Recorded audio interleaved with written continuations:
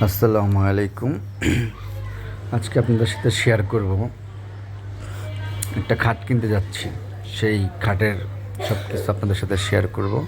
অনেক দিন ধরে বাসায় খাট নেই, তো গেলাম, বুথে গেলাম ফার্স্ট টাইম, গিয়ে টাকা টুকা উঠালাম। তো যে দেখি মেশিনে একটু প্রবলেম, তো সেইখানে একটু সময় বিলম্ব করা লাগলো। তো কিছুক্ষণ পরে আবার সার্ভার চলে আসলো। তো যাই হোক, টাকা টুকা তুললাম,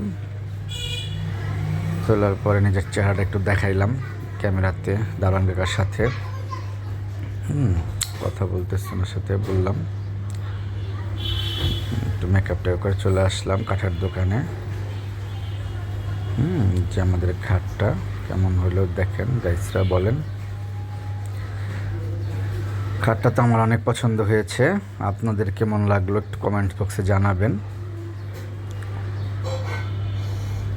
আর দাম কত নিতে পারে সেটাও একটু জানাবেন আইডিয়া করে, জিতলাম না ঠকলাম। খাটটা ভালো করে দেখতেছি, এপাশ ওপাশ ঘুরিয়ে টুরিয়ে দেখতেছি যে কীরকম দিল, কাঠ ভালো দিল নাকি জোড়া টোড়া বেশি দিয়েছে কিনা। তারপরে একটু প্রবলেম মনে হয়েছিল, দেখলাম খুঁটায় খুঁটায় দেখতেছি সব কিছু। আসলে নিজের কষ্টের টাকায় তো আসলে অনেক ভালোভাবে দেখলাম। দেখে দোকানদার ভাইকে ডাকতেছি, কি ভাই টাকা নেবেন না, আসেন বাকি টাকা নিয়ে যান, নিয়ে খাটটা আমাকে দেন। হ্যাঁ, তো দোকানদার ভাই আরেকজনের সাথে কথা বলতেছিল, এই জন্য একটু ব্যস্ত ছিল। তো কথা শেষ করে পরবর্তীতে আমার সাথে যোগাযোগ করতেছে, কথা বলতেছে। ওনাকে বললাম যে ভাই এখানে একটা স্পটের মতো দেখা যাচ্ছে, আর এই যে কালো কালো এরকম কেন দেখা যাচ্ছে। উনি আমাকে বুঝাইলো যে ভাই আসলে এটা হচ্ছে কাঠের গিট পড়ছে, এই জন্য এরকম একটু দাগ দাগ দেখা যাচ্ছে, আর এগুলো কালো দেখা যাচ্ছে হচ্ছে কাঠ ভালো দিয়েছি আপনাকে, যত সার বেশি কাঠে তত কাঠ ভালো বেশি। তো যাই হোক, এখন দোকানদারের বুঝ, যেহেতু আমি বুঝি না এরকম ভালোভাবে কাঠ সম্পর্কে, দোকানদারের বুঝ নিয়ে অবশ্যই চলে আসলাম। তো বোঝার চেষ্টা করতেছি আর কি ওনার সাথে।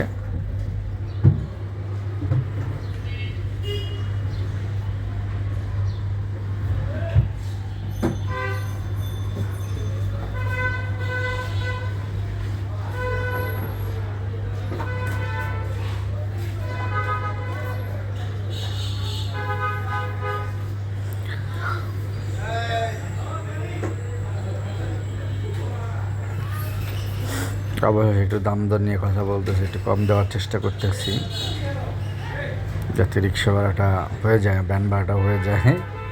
হ্যাঁ, তো এই জন্য যে একটু অবশেষে ঠিকঠাক হইলো। তো ভ্যান নিয়ে আসলো, ভ্যানের মাল লোড হচ্ছে, খাটটা উঠানো হচ্ছে, খাটটা ভ্যানে উঠানো হচ্ছে।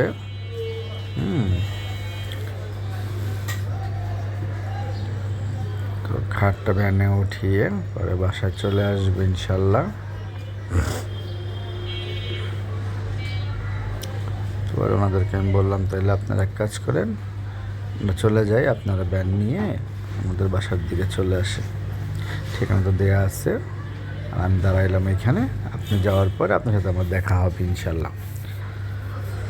পরে বললো ঠিক আছে, তাহলে আপনি চলে যান, আপনার সাথে আমাদের বাসার সময় দেখা হবে। আমি বললাম আচ্ছা ঠিক আছে, দেখি একটু মালটা লোড করেন তারপরে যাই। যথারীতি ওনারা মাল লোড করতেছে।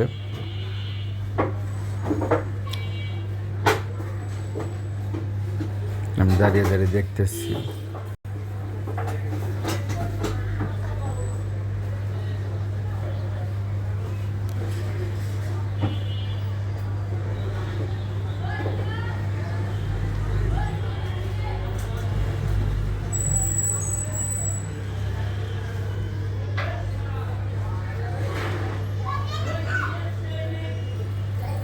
পরে পুরো খাটটা যখন ভ্যানে উঠানো হয়ে গেল, তখন আমরা বললাম তাহলে এখন আমরা যাই। চলে আসলাম বাসায়, খাট ফিটিংও করা শেষ হয়ে গেল। দেখেন ফিটিং করার পর কেমন লাগতেছে, যদিও রুমটা ছোট, খাটটা হয়ে গেছে বড়, তারপর আলহামদুলিল্লাহ ভালো হয়েছে, দোয়া করবেন।